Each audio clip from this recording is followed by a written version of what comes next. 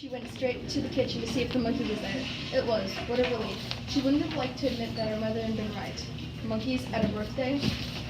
Get away with you, believing any nonsense you're told. She was cross, but not because of the monkey the girl thought. It's because of the party. I don't like you going. It's rich people's party.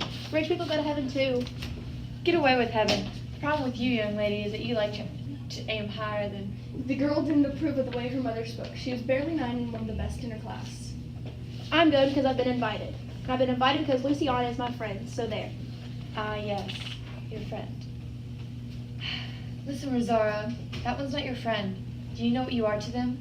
A maid's daughter. That's what.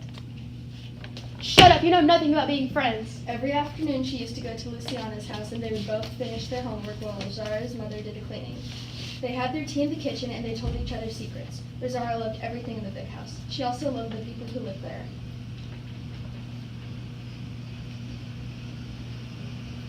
I'm sure this will be the most lovely party in the whole world. Luciana told me it would. There'll be a magician, and there'll be a monkey and everything. Monkeys at a birthday? Get away with you, believing anything you're told. Rosara was deeply offended. She thought it unfair of her mother to accuse other people of being liars simply because they were rich. Rosara too wanted to be rich, of course. If one day she managed to live in a beautiful palace, would her mother stop loving her? She felt very sad. She wanted to go to the party more than anything else in the world. I'll die if I don't go. But on the morning of the party, she discovered that her mother had starched her Christmas dress, and in the afternoon, after washing her hair, her mother rinsed it in apple vinegar so that it would be all nice and shiny. Before going out, Rosara admired herself in the mirror, with her white dress and glossy hair, and thought she looked terribly pretty. Senora Ines almost seemed to notice. As soon as she saw her, she said, How lovely you look today, Rosara. Rosara gave her starched skirt a slight toss with her hands and walked into the party with a firm step. She said hello. A slight toss with her hands and walked into the party with a firm step. She said hello to Luciana and asked about the monkey. Luciana put on a secretive look and whispered into Rosara's ear. He's in the kitchen, but don't tell anyone, because it's a surprise. Rosara wanted to make sure. Carefully she entered the kitchen and there she saw it. Deep in thought, inside its cage, it looked so funny that the girl stood there for a while, watching it, and later, every so often, she would slip out of the party unseen and go to admire it. Rosara was the only one allowed into the kitchen. Senor Ines had said, yes, but not the others. They're much too boisterous. They might break something. Rosara had never broken anything. She even managed a jug of orange juice. Carrying it from the kitchen into the dining room, she held it carefully and didn't spill a single drop.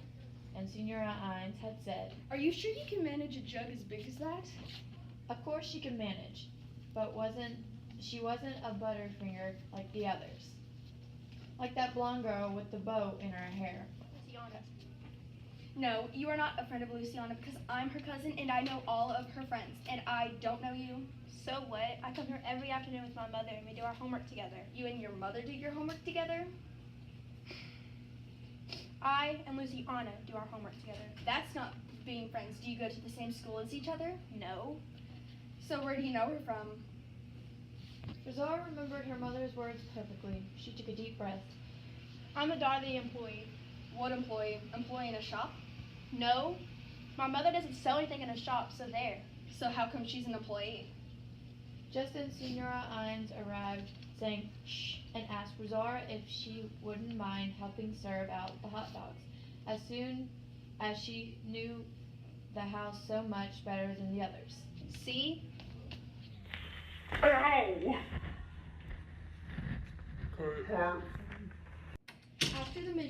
After the cake came the magician, tall and bony with a fine red cape, a true magician. He could untie handkerchiefs and blow on them and make chain with links that had no openings. He could guess what cards were pulled out from a pack, and the monkey was his assistant.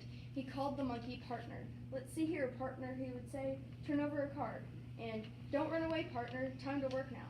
The final trick was wonderful. One of the children had to hold the monkey in his arms, and the magician would make a note. The magician asked a small fat boy to come up and help, but the small fat boy got frightened almost at once and dropped the monkey on the floor. The magician picked him up carefully, whispered something in his ear, and the monkey nodded, almost as if he understood. You mustn't be so unmanly, my friend. The magician turned around as if to look for spies. You, sissy, go sit down. Then he stared at all the faces one by one. Rosara felt her heart. You with the Spanish eyes. She wasn't afraid, neither holding the monkey nor when the magician made him vanish. Not even when, at the end, the magician flung his red cape over Rosara's head, and uttered a few magic words. The monkey reappeared, chattering happily, in her arms. The children clapped furiously, and before Rosara returned to her seat, the magician said,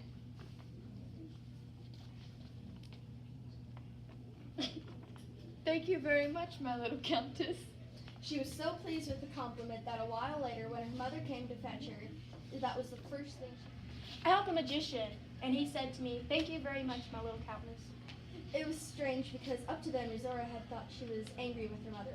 All along Rosara had imagined that she would say to her, "See, that monkey wasn't a lie." But instead she was so thrilled that she told her mother all about the wonderful magician.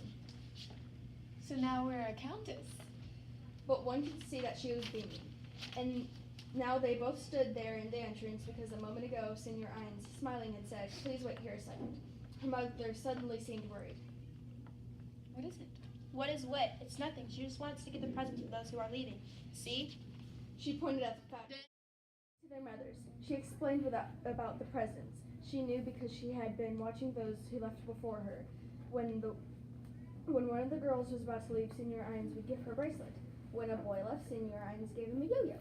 Rosara preferred the yo-yo because it sparkled, but she didn't mention that to her mother. Her mother might have said, "So why don't you ask for one, you blockhead?" Alright, stop. I didn't feel like explaining that she'd be horribly ashamed to be the odd one out. Instead, she said, I was the best behaved at the party. and she said no more because Senor Ines had came out into the hall with 2 bags, one pink one and one blue one. First, she went up to the fat boy, gave him a yo-yo out of the blue bag, and the fat boy left with his mother. She went up to the girl and gave her a bracelet out of the pink bag, and the girl with the pigtails left as well. Finally, she came up to Rosara and her mother. She had a big smile on her face, and Rosara liked that. Senora Ines looked down at her, then looked up at her mother, and then said something that made Rosara proud. "What a marvelous daughter you have, Herminia." For an instant, Rosara thought that she'd give her 2 presents, the bracelet and the yo-yo. Senora Ines bent down as if about to look for something. Rosara also leaned forward, stretching out her arm, but she never completed the movement. Senora Ines didn't look in the pink bag, nor did she look in the blue bag. Instead, she rummaged in her purse, and in her hand appeared 2 bills. "You really and truly earned this. Thank you for all of your help, my pet." Rosara felt her arm stiffen, stick close to her body, and then a cut. And then she noticed her mother's hand on her shoulder. Instinctively, she pressed herself against her mother's body. That was all. Except her eyes, Rosara's eyes had a cold, clear look that fixed itself on Senora Ines' face. Senora Ines, motionless, stood there with her hand outstretched, as if she didn't dare draw it back, as if the slightest change might shatter an infinitely delicate balance.